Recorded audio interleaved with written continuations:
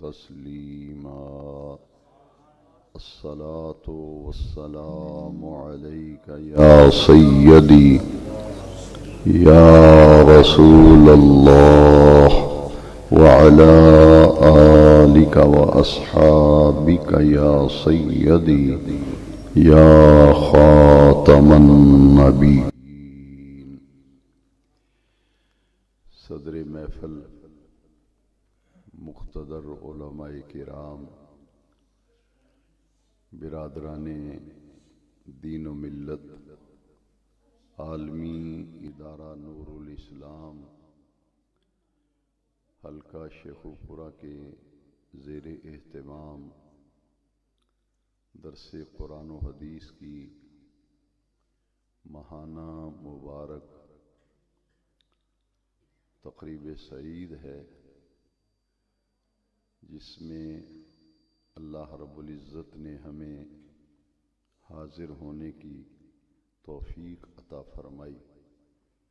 دعا ہے کہ اللہ کریم ان تمام احباب اور رفقاء کو جزائے خیر عطا فرمائے، برکات دارین عطا فرمائے، جنہوں نے درس قرآن و حدیث کے اس نورانی اور مبارک سلسلے کو جاری رکھا ہے، اور میرے وہ تمام دینی بھائی، مہربان، کرم فرما دوست احباب جو ہر مہینے بڑی عقیدت محبت کے ساتھ اس درس میں حاضری دیتے ہیں، تشریف لاتے ہیں، ان تمام احباب کو اللہ کریم دین و دنیا کی راحتیں اور برکتیں عطا فرمائے۔ یہ درس قرآن و حدیث ماہ شعبان المعظم کے آخری حصے میں منعقد ہو رہا ہے، اور چند ہی دنوں کے بعد وہ عظیم المرتبت مہینہ جلوگر ہونے والا ہے، جس ماہ مبارک کو رمضان المبارک، رمضان الکریم کے نام سے ہم جانتے اور پہچانتے ہیں۔ آج کے درس کا، آج کی گفتگو کا عنوان استقبال رمضان المبارک ہے۔ اس موضوع پر گفتگو کے لیے میں نے قرآن مجید فرقان حمید میں سے دوسرا پارہ سورہ بقرہ کی آیت نمبر 185 کا ابتدائی حصہ تلاوت کیا ہے، جس آیے مقدسہ میں رب کریم نے اس رحمتوں اور برکتوں بھرے مہینے کا تعارف کرایا ہے۔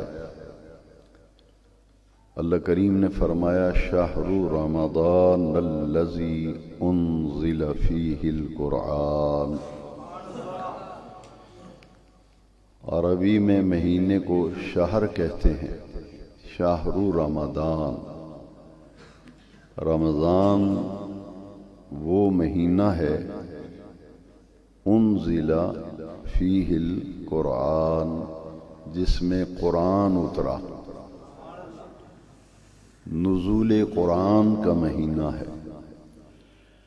رمضان شریف کو اللہ کریم نے جتنی ہی عظمتیں عطا فرمائی ہیں، ان میں سے ایک بہت بڑی فضیلت یہ ہے کہ یہ نزول قرآن کا مہینہ ہے۔ اس میں اللہ رب العزت نے اپنی آخری کتاب، اپنا آخری کلام، اپنا آخری پیغام قرآن مجید کی صورت میں حضور نبی کریم صلی اللہ علیہ وسلم کے قلب اطہر پر، حضور کے دل انور پر قرآن مجید کو نازل فرمایا۔ قرآن مجید اس بات کی تائید کر رہا ہے اور شہادت دے رہا ہے، گواہی دے رہا ہے، نزل علی قلبک، قرآن مجید میں اللہ کریم نے خود فرمایا کہ اے پیارے محبوب صلی اللہ علیہ وسلم، نزل علی قلبک، یہ قرآن جو ہے ہم نے آپ کے قلب پر یعنی دل اقدس پر، دل اطہر پر ہم نے قرآن کو نازل کیا ہے۔ اور یہ قرآن جو ہے اللہ کریم نے اس قرآن کی عظمت کو بھی سورہ بقرہ میں اجاگر کیا، فرمایا ھدی للناس، یہ قرآن جو ہے یہ ہدایت ہے لوگوں کے لیے، ہدایت لیے ہوئے دنیا میں قرآن کو نازل کیا گیا، اور قرآن اپنے دامن میں ہدایت رکھتا ہے، ھدی للناس وبینات من الہدی والفرقان، یہ قرآن جو ہے یہ رہنمائی ہے، اس میں رہنمائی ہے، ہدایت ہے، والفرقان، یہ واضح فرق کرنے والی کتاب ہے۔ اور اللہ کریم نے اس قرآن کا بھی تعارف کرایا اور اس مہینے کا بھی تعارف کرایا۔ پھر اللہ کریم نے سورہ بقرہ کی آیت نمبر 185 میں اس مہینے میں جو روزے رکھنے کا حکم دیا ہے وہ انداز یہ ہے کہ پہلے مہینے کا تعارف کرایا گیا کہ اس میں قرآن اتارا گیا، اس میں قرآن نازل ہوا، قرآن اترا، اور قرآن ہدایت، رہنمائی اور حق اور باطل کے درمیان امتیاز لے کر اترا ہے۔ اب اللہ کریم نے اسی آیہ مقدسہ کے اگلے حصے میں پھر حکم دیا ہے، فمن شاہد منکم الشہر فلیصمہ، تم میں سے جو کوئی اپنی زندگی میں اس مہینے کو پائے، فلیصمہ، اس پورے مہینے کے روزے رکھے۔ یہ وہ آیت کریمہ ہے جس میں روزہ رکھنے کا حکم دیا گیا، فلیصمہ، یعنی روزے رکھنے کا حکم اسی مہینے سے متعلق ہے کہ سال کے 12 مہینے ہیں تو اللہ کریم نے ایک مہینے کو منتخب کیا ہے صرف سیام کے لیے۔ سیام صوم کی جمع ہے، صوم کا معنی ہے روزہ، تو روزوں کے لیے اللہ کریم نے جس مہینے کا انتخاب کیا ہے وہ مہینہ ہے رمضان المبارک۔ فمن شاہد منکم الشہر فلیصمہ، وہ اس پورے مہینے کے روزے رکھے۔ دوسری آیت کریمہ قرآن مجید میں جس میں فرضیت روزہ کا ذکر ہے، یہ فرق ذرا ذہن کے اندر رکھیں، اس آیت میں روزہ رکھنے کا حکم دیا گیا کہ جو بندہ اپنی زندگی میں رمضان شریف کا مہینہ پائے، یعنی اس کی زندگی میں جتنی مرتبہ بھی رمضان شریف کا مہینہ آئے اور اس مہینے کو جب وہ پائے تو اس پورے مہینے کے وہ روزے رکھے، یہ حکم ہے۔ لیکن فرضیت روزہ، یہ فرق درمیان میں ہمارے ذہن میں رہنا چاہیے کہ فرضیت روزہ کا ذکر جو ہے وہ قرآن مجید میں دوسرے مقام پر اللہ کریم نے فرضیت روزہ کا ذکر فرمایا۔ اس آیت کریمہ کو اب ہم پڑھتے ہیں کہ اس آیت کریمہ میں جو فرضیت روزہ کا ذکر ہے وہ اللہ کریم نے کتنے حکمت بھرے انداز میں فرضیت روزہ کو بیان فرمایا۔ یا ایہا الذین آمنوا کتب علیکم الصیام کما کتب علی الذین من قبلکم، اس آیت میں فرضیت روزہ کا ذکر ہے۔ اے ایمان والو، یا ایہا الذین آمنو، کتب علیکم، فرض کیے گئے ہیں تم پر، الصیام، صوم کی جمع صیام، اے ایمان والو تم پر فرض کیے گئے ہیں روزے، کما کتب علی الذین من قبلکم، جیسا کہ تم سے پہلے لوگوں پر فرض کیے گئے۔ فرضیت روزہ کا ذکر فرمایا، ساتھ اللہ کریم نے فرمایا کہ یہ صرف روزہ جو ہے یہ حضور کی امت پر ہی فرض نہیں کیا گیا، کما کتب علی الذین من قبلکم، کہ تم سے پہلی جو امتیں گزری ہیں، یعنی حضرت آدم علیہ السلام سے لے کے حضرت عیسیٰ تک 1.25 لاکھ انبیاء کرام کی امتوں پر بھی روزہ فرض رہا ہے، لیکن اس کی کیفیت مختلف تھی، اس کے اوقات مختلف تھے، اس کی شرائط مختلف تھی۔ اس امت کے لیے جو روزے کی فرضیت ہے وہ بتایا گیا کہ یہ اتنی اہم عبادت ہے روزہ کہ یہ تو ہر امت میں رہا ہے، یہ ہر امت میں روزہ رہا ہے، جیسا کہ قربانی کا عمل ہے، قربانی بھی ہر امت کے اندر رہی ہے۔ وَلِكُلِّ أُمَّةٍ جَعَلْنَاكُمْ مَنْسَكًا، قرآن کی آیت ہے کہ ہم نے ہر امت میں قربانی رکھی ہے، اسی طرح روزہ جو ہے یہ بھی ہر امت کے اندر رہا ہے، لیکن اس امت کے لیے روزے کی کیفیت ذرا مختلف ہے۔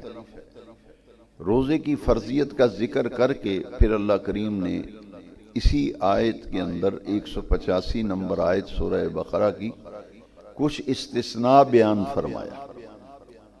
2 قسم کے لوگ ہیں جن کو کہتا ہے مولوی روزہ کھا گیا، کوئی کہے گا چاند غلط چڑھایا، کوئی کچھ کہے گا، اپنے آپ کی تباہی کرتے ہیں۔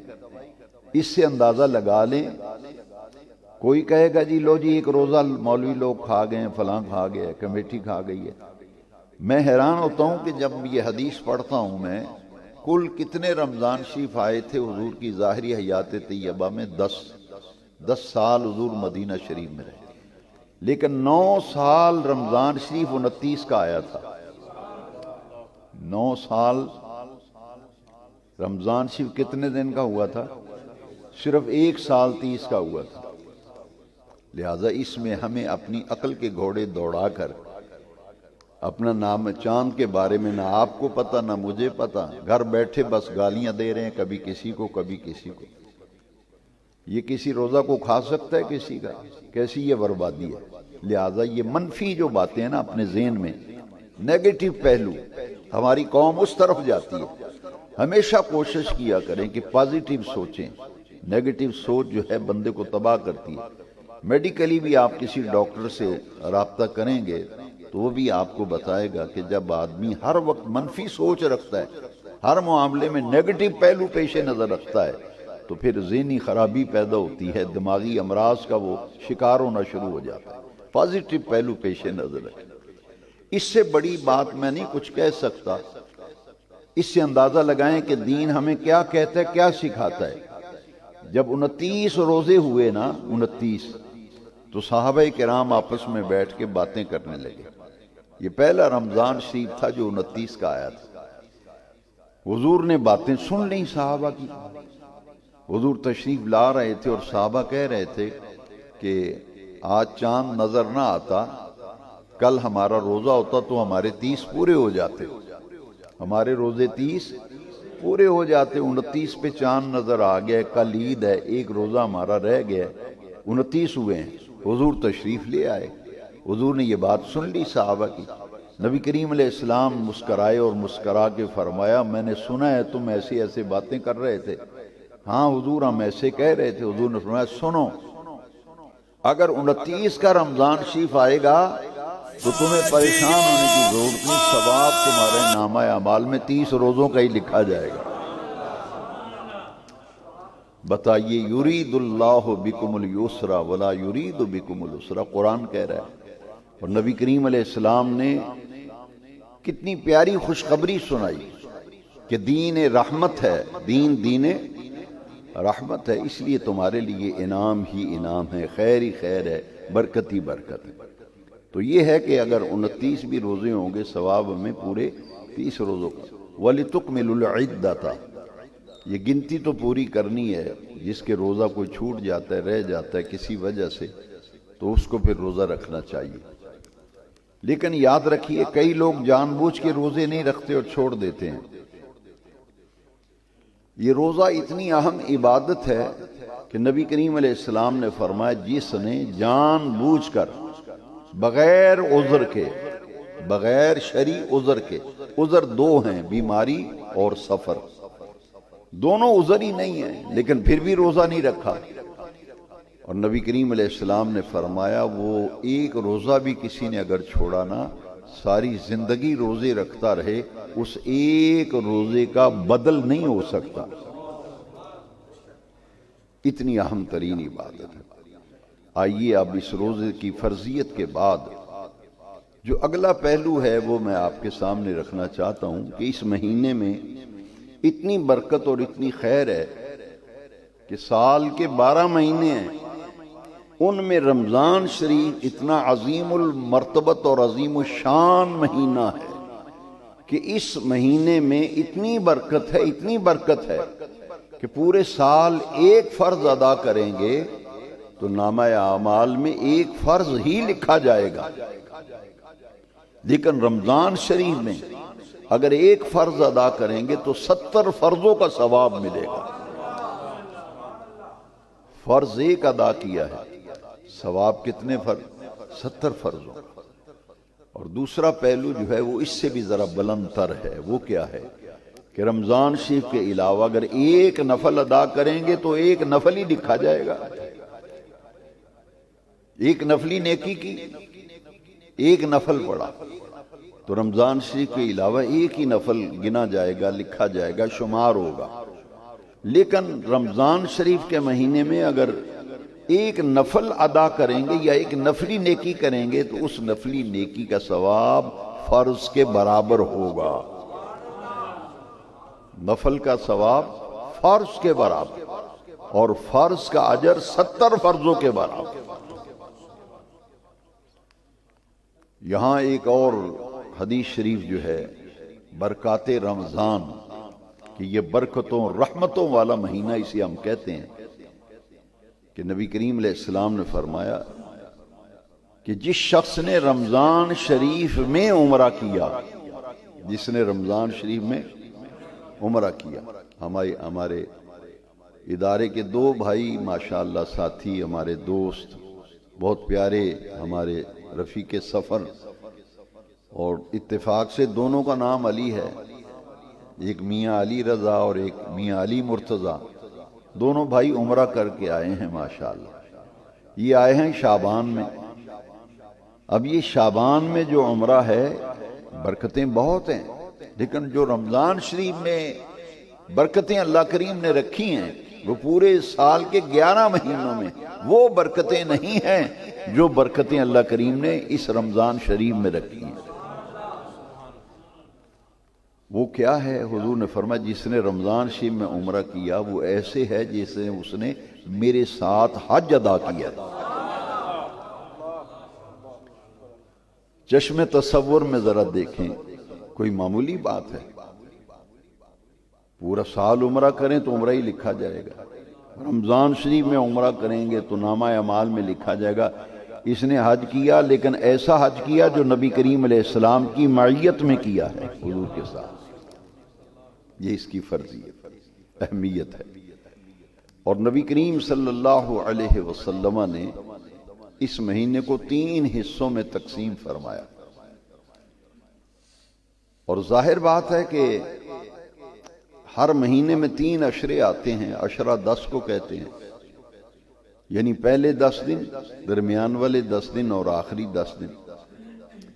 آخری اگر 9 دن بھی ہوں تو عشرہ اس لیے کہتے ہیں کہ 9 بھی روزے ہوں گے ثواب 10 کا ہی ملے گا، اس لیے یہ تینوں عشرے ہیں، پہلا عشرہ، دوسرا عشرہ، تیسرا عشرہ۔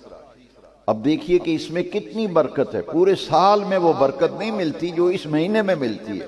وہ کیا ہے؟ حضور نے فرمایا ہوا شہر، یہ وہ مہینہ ہے اولہ رحمت وأوسطہ مغفرۃ وآخرہ عتق من النار۔ فرمائیے وہ باعظمت مہینہ ہے جس کے پہلے عشرے میں رحمت ہے، دوسرے عشرے میں مغفرت ہے، تیسرا عشرہ جہنم سے آزادی کا عشرہ ہے۔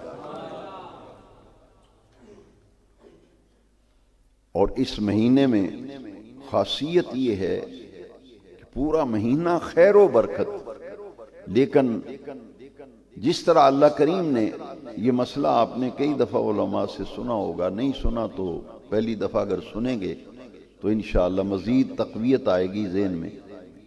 اللہ کریم نے 24 گھنٹوں میں ایک دن بنایا اور ایک رات بنائی، لیکن کیا میں آپ سے کوئی مسئلہ پوچھ سکتا ہوں کہ دن افضل ہے یا رات افضل ہے؟ دن اور رات ہے نا، ان میں اللہ کریم نے رات کو افضل بنایا۔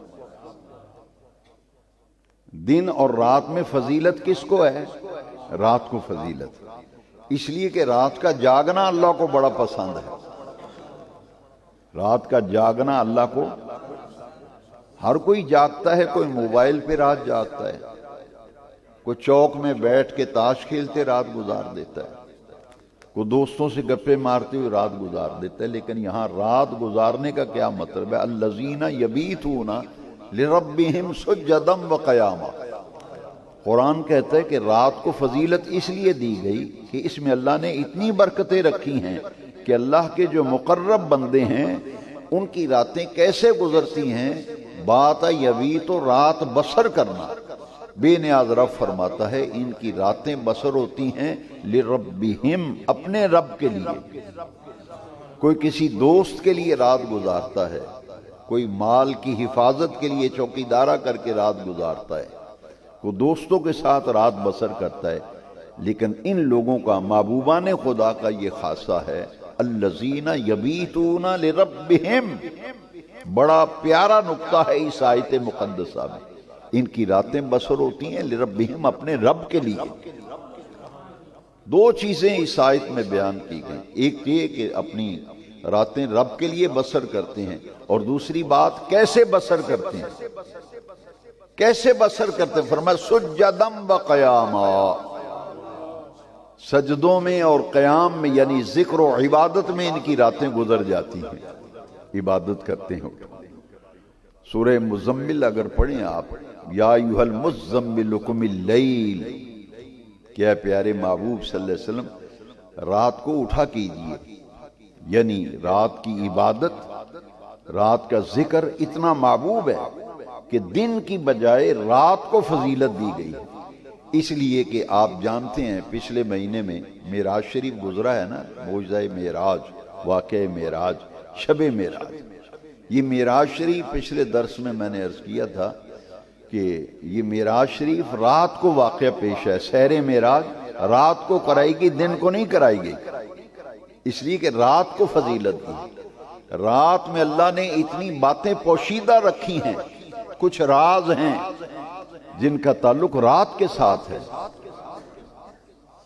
برائی بھی رات کو ہوتی ہے، نیکی بھی رات کو ہوتی ہے، ڈاکے چوریاں وغیرہ دن کی بجائے رات کو زیادہ ہوتا ہے۔ اب تو خیر دور دن کو بھی فرق نہیں رہا نا رات اور دن کا،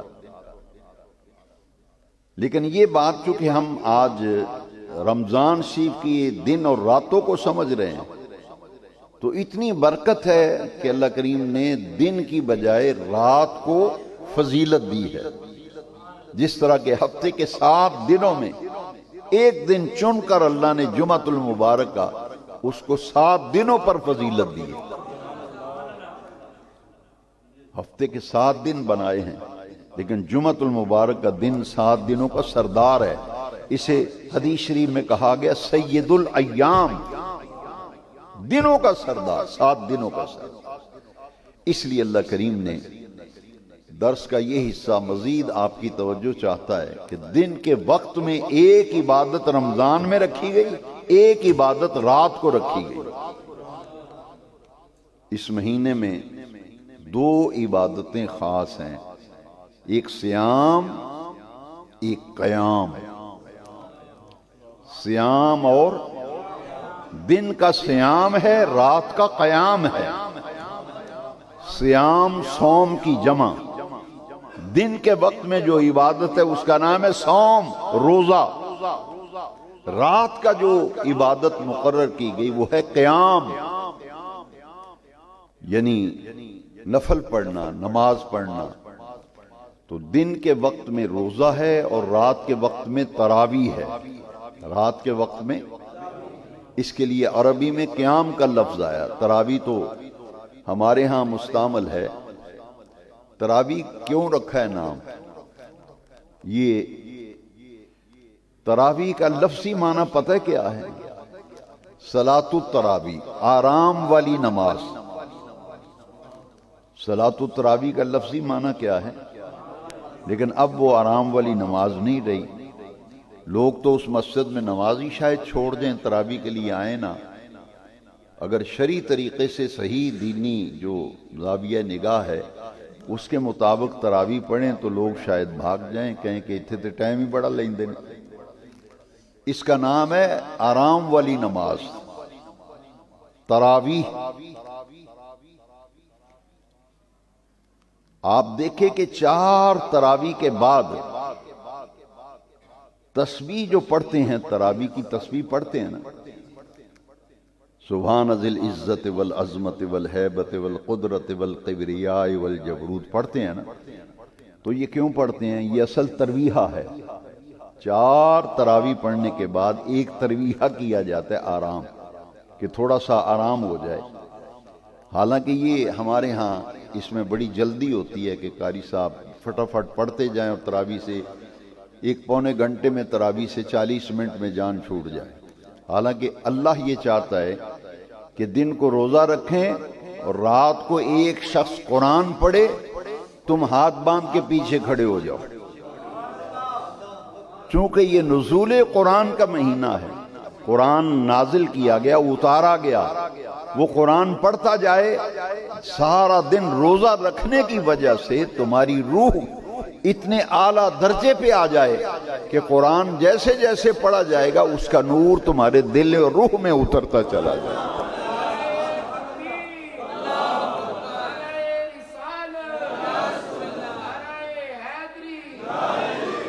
ہمیں اپنے رویوں پر نظر ثانی کرنے کی ضرورت ہے اور اصلاح کی ضرورت ہے۔ ہمارے احوال اچھے نہیں رہے، جیسے ہم بے عملی کی دلدل میں پھنستے چلے جا رہے ہیں، اسی طرح سستی اور غفلت، دین کے معاملے میں اپنی ذاتی رائے کو ٹھونسنا اور دین کے معاملے اپنی ٹانگ اڑانا، اس سے یہ نتیجہ نکلا ہے کہ ہر آدمی غفلت کا شکار ہو گیا۔ چوک میں ساری رات بیٹھے رہیں گے، لیکن مسجد میں 5 منٹ بیٹھنا پڑ جائے تو ایسے جیسے جان پہ بن گئی۔ اس کی وجہ یہ ہے کہ رغبت نہیں ہے نا۔ جب آدمی کسی کام میں انٹرسٹڈ ہی نہیں ہے تو اس سے کیا توقع ہے؟ دلچسپی نہیں، اس کو اس کام سے دلچسپی نہیں ہے تو خاک وہ کام کرے گا۔ سب سے پہلے تو ہمارے اندر دلچسپی آنی چاہیے کہ یہ سال بعد 1 مہینہ آ رہا ہے رمضان شریف۔ کیا آپ کوئی گارنٹی لے کے آئے ہیں، کوئی انشورنس ایسی کرائی ہوئی ہے تو ہمیں بھی بتائیں کہ اگلے سال کون زندہ رہے گا، کون جائے گا؟ کسی کو پتہ ہے؟ کتنے لوگ ایسے ہیں جو پچھلے سال ہمارے ساتھ نمازیں پڑھتے تھے، آج قبرستان میں لیٹے ہوئے ہیں۔ لہذا رمضان شریف ایسی نعمت ہے کہ آپ کو اور مجھے صحیح اندازہ ہی نہیں ہے کہ یہ اللہ کا کتنا بڑا انعام ہے۔ شہر رمضان الذی انزل فیہ القرآن، یہ رمضان اتنا باعظمت مہینہ ہے کہ اس میں قرآن اترا ہے۔